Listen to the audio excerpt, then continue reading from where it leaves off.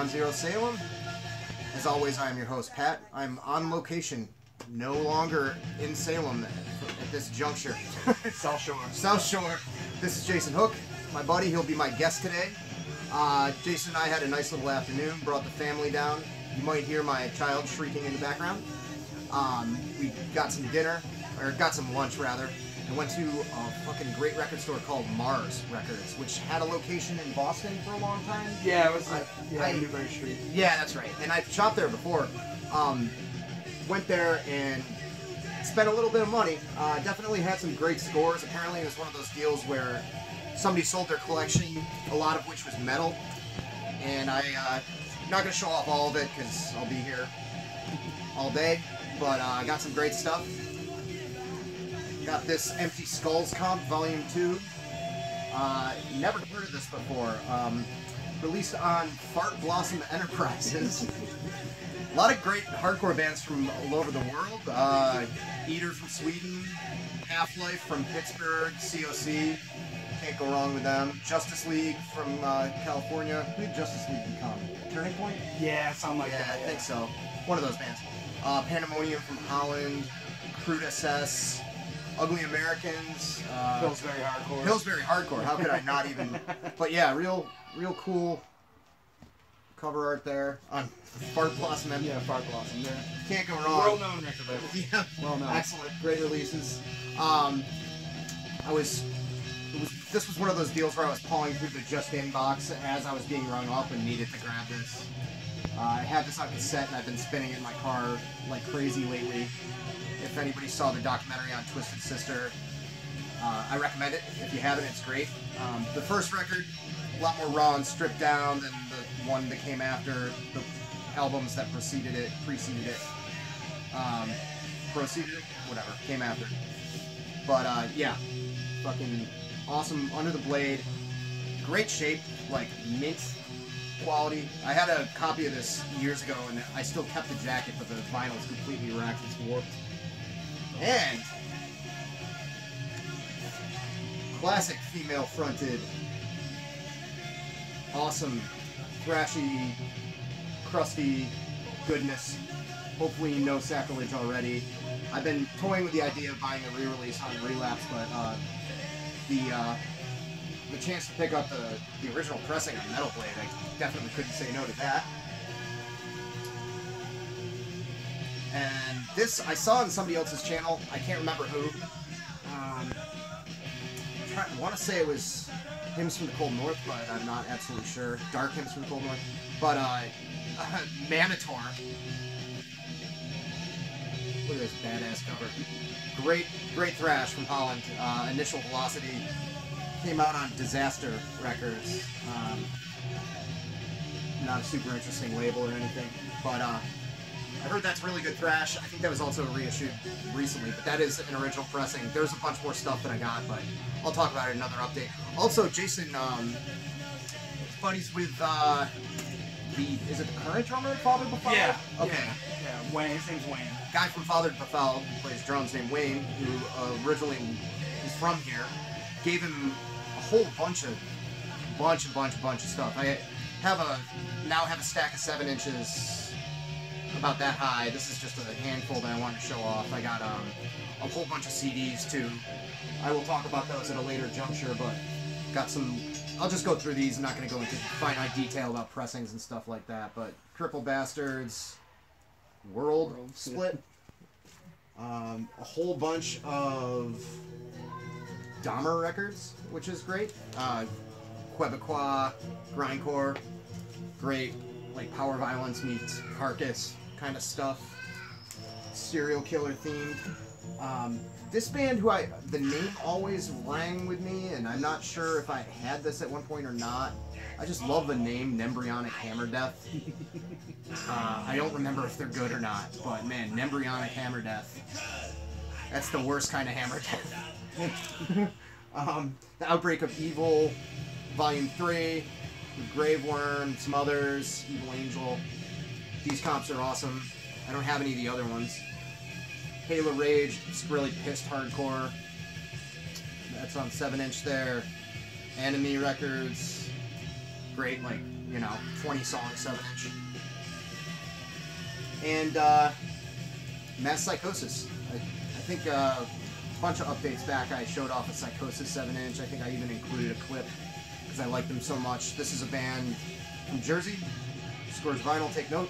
Awesome techie, thrashy death metal. Super good. It appears to be a split, but I can't make out what this other band's logo is. Exterminants on the flip.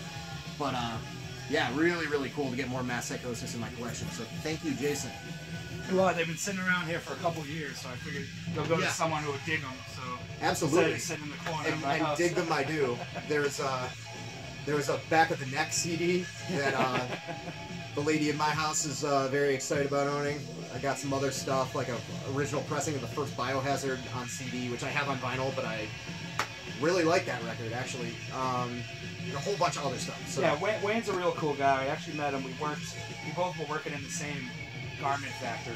Oh, okay. And I was like a punk and hardcore kid, and he was you know, like a metal grand dude, but we were both weirdos in that world, so we'd hang out, and we ended up, you know, becoming friends, coming over his house. He played in a bunch of metal bands that play at like dive bars around here. We'd go and hang out there, so he just told me he wanted to get rid of this stuff a couple of years ago, so I think I sent him $50, and he literally sent me like a empty paper box just full of records and CDs, and there was like DVDs and LPs, some stuff I kept, some stuff, you know, I figured I'd just give it away if you know, I don't really care, just I want someone to enjoy it. Yeah, so. Share the love. That's awesome. Yeah. That's fucking great. That's really cool. So, yeah, I'll go through that more. There's a lot of weird grind. There was actually 1 or 2 records that I already owned that Marty sent to me from that stack of 7-inches that were Worm Gear submissions, so there's a little bleed over there. So cool. How about yourself? What did you? All right. What gems did you score Today. Alone. Let's see what I got here. So, the owner of the store I've known for a really long time, and he sent me a message a little while ago that some guy came to a store, was talking about, I got some metal, would you be interested? And of course, you know, he said yes. And it was literally like a chest with like the latch. Oh yeah. And he opened like a steam trunk. Yeah, and he opened it, and it's just all crazy, like, you know, Metal Blade and, you know, Slayer, like all, like nothing too like deep or underground, but it was basically multiple copies of every. They had a lot of stuff that I put back that I was I can't, like multiple copies. So, and then some weird stuff, and I kind of grabbed the weird stuff because a lot of like the Metal Blade stuff I already have, where I'm just like, you know, not that I'm not into it, just like, you know, I'm not gonna blind buy, you know. Yeah. So, I picked up one of this right here, which is a weird. It's an interview picture disc, and this is looking like a Black Album era Metallica. Yeah, I think so. So it's probably going to be horrible and boring, but you know, it's just, you know, it's something just to throw on while I'm doing some work around the house or just bored. Then it'll be filed away forever, and I'll forget I have it. Right. And then I grabbed this picture disc. That is a thing of beauty. Look at that. The Jump in the Fire and Phantom Lord on Music for Nations. Under license from Megaforce. So, I've actually seen one of these before, a long time ago, and I didn't buy it, and I kind of kicked myself for it, and then this was actually in the corner, tacked to the wall. Oh yeah, I caught the corner of my eye, and I was like, yeah, grabbed it off the wall. That's pretty cool. You know, I went, as you will see, I went a little bit more of the novelty route today with some of my purchases. So, we got one of these. Music for Nations special anniversary edition of Am I Evil Blitzkrieg on the B side and Creeping Death on the A side. So this is cool picture disc. And one of the problems with these picture discs, you probably know this, is they tend to warp. Yeah. This one's in pretty good condition, so you know, just another interesting thing because I have the other one. But I'm gonna have to go on Discogs and look this thing up. I've never even. Yeah, just. I wonder like what anniversary it is. I don't know. Straight gold.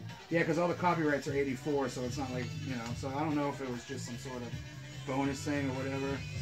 But we'll check it out. And then yet another picture disc today, which is another interview disc, another Metallica interview disc from Chris Tetley. Uh-oh. Yeah.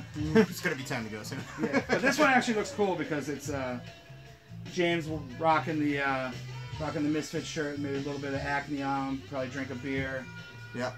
Just wanted to headbang and play some tunes. Beside the close-up of headbanging insanity. So, again, another just interesting little thing. Conversation piece, I like to call it. I'll pull it out at a party or something. I do love the acne era. Yeah, the acne, like I want to hook up with girls and drink beers and play super fast metal era. Yep. You know, before they bought art and other stuff. And then I grabbed this. It was a little bit expensive, and it looks really cheap and dumb, but I felt like I needed to own it, which is Danzig and Doyle Play Misfits. Definitely a boot. Is the glare going to kill that? And bring it up a little. Yeah, there you go. Definitely a boot. On the back, it's live in Philadelphia in 2005, live in Los Angeles in 2007, and then live in 2012 in Glendale, California, unplugged. And one of the best things about the back, I don't know if you can see this, but whoever made this label clearly printed out a Misfits logo on a piece of paper and then poorly cut it out. So I think that, it's just another random, like thing to find in the wild. Yeah. I was just one of the, you're flipping through a bin and you see something and you're like, oh, I gotta buy this. Either it's cool or super dumb. I flipped past it and I was like, yeah. But and then I'm like, ooh. Honestly, I didn't know that he was doing the Misfits reunion with Doyle that long ago. Well, one of the things too is I would like. Time has kind of flown by apparently. Yeah, I would like to listen to that because I'm sure it's probably, top-notch audio, probably like super sound, or it's gonna be garbage or whatever. And then I grabbed one of this. This is the Chaos UK Total Chaos like just the singles. This label Radiation, which I believe it's not out of the US, but they've been throwing together lately these cool little LPs of just collections of like classic Oi or UK82 bands. So it's kind of like I don't actually own any original Chaos UK on vinyl. I am really picky about that band actually. Yeah, are myself. It's weird for me. Like I know that they have stuff that I would like more. Yeah. I know that like in the '90s when I was getting super into street punk and everything. Yeah. I bought a bunch of I bought like Flogging the Corpse and I bought some other ones and it was noisy and distorted beyond being listenable for me at the time. Yeah. I love that 100% Two Fingers in the Air and punk rock record. Speaking of that one though, I saw them in the early 2000s and they were on a tour and we drove down to New York and there was like some all day long metal thing at CBGB's and they played, but because they were like getting paid to play at a certain place the next day, at that show they were listed as Two Fingers in the Air Punk Rock UK and it was Chaos UK that actually played. Oh, that's funny. Yeah, but they Pig Destroyer played. It was a weird it was like a weird 10 a.m. till 2 a.m. grind metal punk fest with a bunch of I have a flyer somewhere and my friends and I drove down because we knew that Two Fingers in the Air UK punk was Chaos UK and then we saw them the next day in Boston. It was like when I had free time and just could go away. I feel like their really really really early stuff before they got super noisy and distorted is good. Like what's that 7-inch that came with Negative Insight? That is really good stuff. Yeah. But let me pause this while we flip. All right. And we're back. Oh, and I forgot to mention we're listening to Scream, This Side Up. Great DC hardcore, more rockish on this one. Totally underrated. One of the most underrated Discord releases. Both releases on Discord. Totally underrated. For sure. So just to end up on this Chaos UK thing, like I said, with these records, they're really, really cool if you just kind of have an interest in these bands, because there's no filler. It's every single song you want to hear. And then, you can go further and try to get the originals or check out, later stuff or whatever. But these are really cool. It's on Radiation. I think they're pretty easy to find. I want to say it's out of Spain. I see their stuff everywhere. Yeah, I want to say Spain or something. But definitely check it out. And then I also had another one that, if anybody's into this band or these guys, as a record collector, you're probably going to get pissed that I haven't owned it. But the Buzzcocks, Singles Going Steady, which is a band that... The first time I ever heard the Buzzcocks was Orgasm Addict on a CD that I ordered from Columbia House when I was 12 that said punk on it. And I was like, whoa, what is this? Because I was listening to the Fat Epitaph type stuff at the time. So ever since, I have a bunch of their 7-inches and stuff, but I never owned a copy of this, and I don't know why. I don't know why. So I saw it in the bin, and I thought I got to bring it home, welcome it. Yeah.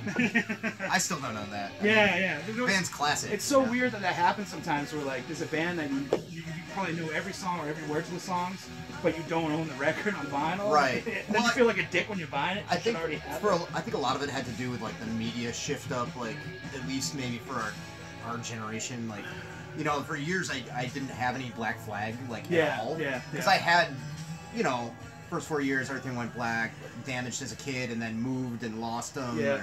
Sold my CDs because I decided I hated CDs and went through that only digital period and all that other shit. And then here I am, like, in my late 20s or early 30s, and I don't own any. I have a Black Flag tattoo. You know. Yeah. But, you know, so yeah, it's like one of those kind of things. Like, sometimes you miss the classics. Yeah. You have a massive collection. And, like, well, one of the things with that kind of stuff, like I said, that always murders me is I'll be in, like, a record store and I'll be buying something like this, and, like, you know, the person ringing you up will, like, kind of look at you and kind of be like, you don't have it? Like, you don't know what's wrong with you? It's like, you come in here and buy stuff all the time, or do you not have that? You know, for sure. You know, and then I grabbed this on Pat's recommendation. Take that. Take that. Yeah. A lot of these are, like, still sealed and stuff, so there's glare and stuff. Yeah. So we're sorry, but you know what? Live with it. We'll tell you what it is. You can look it up. There you go. Behold the beginning. Yeah. This, I should know the story behind this. I don't. I believe it's the same thing as their first album with, like, some other songs added on or demo songs, something like that. But yeah, you know, Jason asked, and I was like, "Do you like the song Am I Evil by Metallica?" And he's like, "I know it's a Diamond Head song, but you know, and I'm picky about new wave of British heavy metal too. I'm not delving into every single obscure band because I like other types of music more. I like classic heavy metal a lot, but there's other genres that ring with me a bit more. But you can't go wrong with fucking Diamond Head. I mean, it's just, if you listen to this and you listen to Kill 'Em All, you can hear, like, if you separate the kind of the hardcore punk influence out of Kill 'Em All and maybe some of the Motorhead influence, you get this. In my opinion, that's my. I'm gonna have to talk to Tim because I want to find out that guy that sold that collection because it's such a diverse. It's like he took a snapshot of a certain time and had everything. And I mean, that certain time. these records weren't cheap, but, like, I think a lot of them would be considerably more online. And it's crazy because it used to be like this all the time, where you'd go into a record store and there was a shit ton of awesome punk records or a shit ton of awesome metal records, and somebody clearly just decided. It's like when I've shown off stuff from my collection before from Oliver's Records, which was a record store back home in Syracuse. And it was in the mid-90s where everybody in my town was just listening to victory bands. Yeah. And I got, like, GBH, Broken Bones, Jerry's Kids, Crucial Youth. Yeah. You know, all, like, some other stuff, like, I got, like, St. Vitus, Hallow's Victim record, and a bunch of other stuff. And they were all, like, $6. Yeah. $4. The first JFA LP, like, for, like $5. Yeah, you know, and these were not $5 and $4. No. But I think they were still reasonably priced, though. No, I think they like definitely were. I don't think we really got the job on it. No, I don't think so. There were a few things where I was like, maybe like by internet standards or by other people's tastes or whatever, that's a $25 record, but I am not gonna buy that. Yeah. Well, the thing about the store too is it's a small store, like it's real small. It's a real small store, so we can't really carry stuff that's not gonna sell. Right. And like Pat just said, one of the greatest things when you go in there, you know, he has a wall, and you go in there and you can tell if someone's dropped off a collection lately. Because today it was all this stuff on the wall, so it's like, oh, someone dropped off a metal collection. And I've been in there and it's been all punk stuff on the wall. It's like, oh, someone literally, you just picked up a punk collection. And then sometimes it gets into like obscure, like garage, and it's just all down on the wall. It's like, well, this literally probably just came in the store. He's showcasing it to get it out the door because he doesn't have a lot of room. So. Right on. Well, speaking of obscure garage, I think I forced you at gunpoint to pick out a few things you picked up and been listening to lately. So, I don't know what you guys do, but I have like a haven't listened to yet pile, and then a listened to pile, which I kind of blend, and then it goes into the rest of it.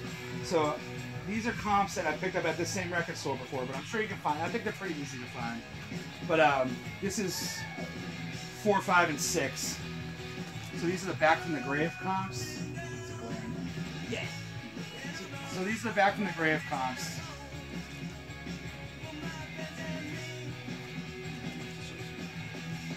So and I have 1, 2, and 3 over there. somewhere in the stacks. But these are really, really cool. These are collections of bands from like like garage bands from the 60s from all over the U.S. And a lot of these bands like never really left their hometown or their general areas. They were kind of like sock hops and, you know, dances and other stuff of that nature. And then like graduate high school and then not be in bands anymore. There's a band called the Brids. Yeah, the Brids. Yeah. It's spelled like birds with the two. That's fucking great. Yeah. But some of these band names are super great. Long John and the Silvermen. Yep, that's good. That's good. Good. Woodmosh. The Golden Catalinas. Nice. You know, then there's, you know, everything has a the, I've noticed. I don't know, literally every single band has, I'm pretty sure every single band has a the. I don't know if it's like a weird thing. But some of these recordings are a little more, I don't want to say unlistenable, but they're recorded for super cheap. Some of them are really awesome, and I don't know how they didn't become bands people knew. Yeah. Like, they're really, really good. But yeah, these are in Crypt Records. I'll open up one for you. It's just a single LP, but what they do is they're all gatefold. And the gatefold, it lists all the tracks, and then it has a little history of the band.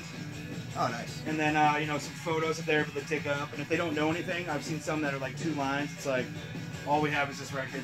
No, we don't know who was in it. We don't know where they're from. But, like, you know, this is like a really rare record. And those songs are usually the best, which is the weirdest thing about it. Well, not weird, but the most interesting part. 16, 17 tracks each LP. It's just real. If you're into garage or just rock or, you know, even like, I would say like a lot, like they say punk on them a lot. Like it's what you consider punk or gunk.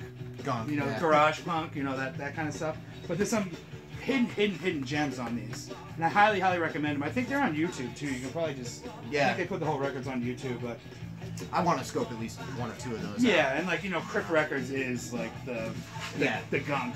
Yeah, the I gunk know. label for a while. The 2 records I have in my entire collection, which I've shown off already on Crypt, what was it? I think.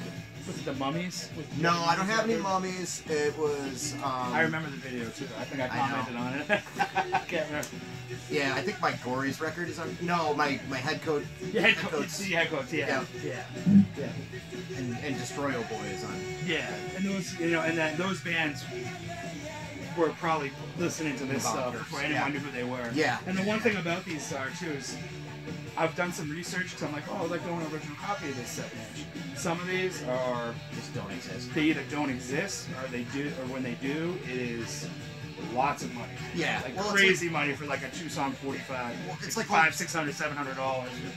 Yeah, well, it's kind of like, I mean, I've read a little bit about like even like stuff like old Delta blues and like all these bands that were independent before being independent was really a thing, and they probably just had like very, very, you know, 100 copies cut or whatever. Well, the thing I always like to, you know, I mentioned this in a conversation we had earlier.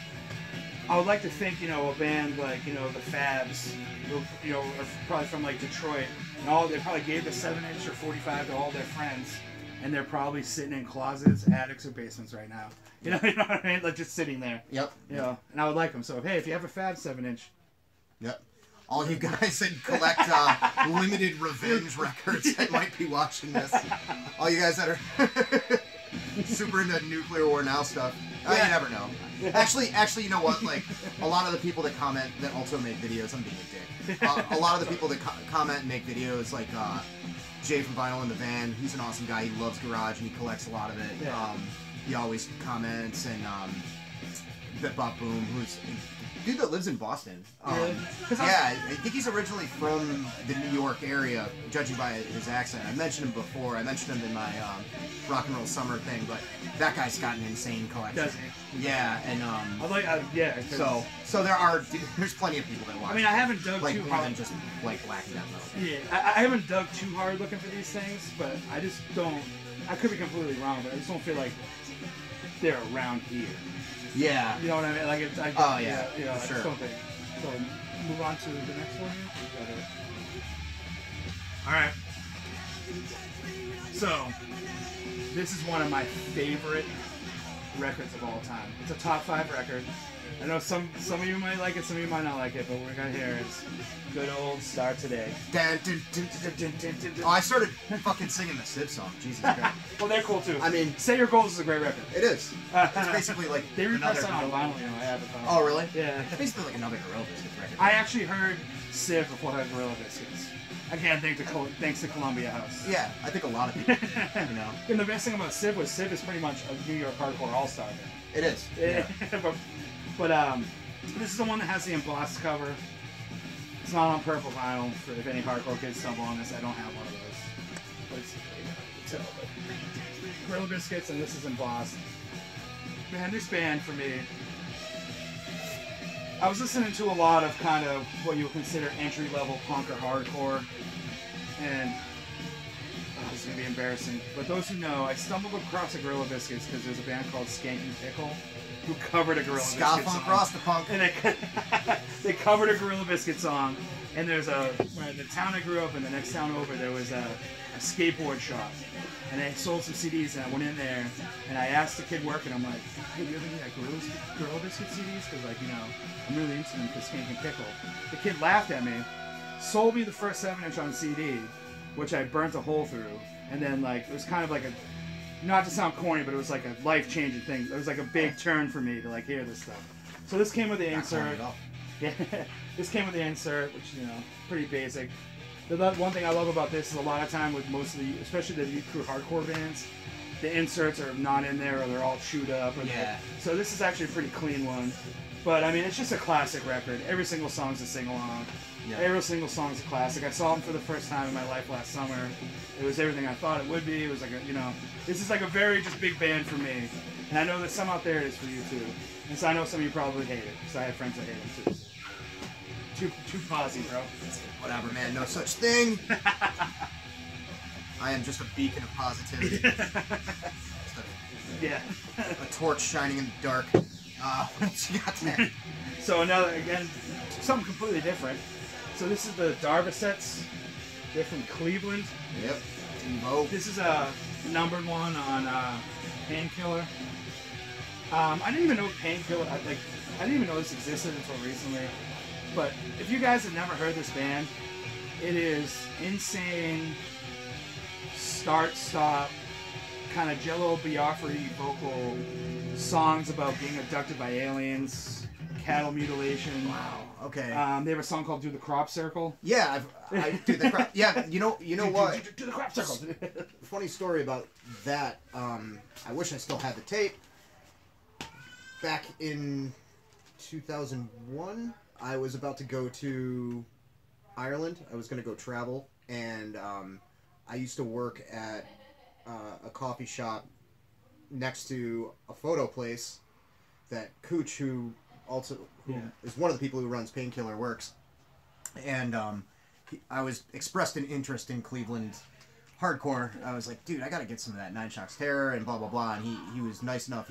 He taped me the original mix of Zen and the Art of Beating Your Ass by Nine Shocks. Yeah.